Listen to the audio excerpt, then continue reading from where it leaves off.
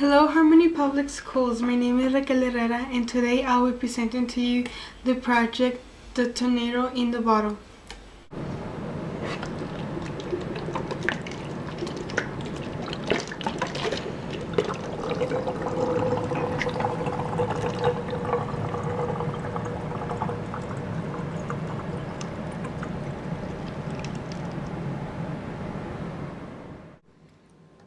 Notice how the water does not come down because the air is in the bottle.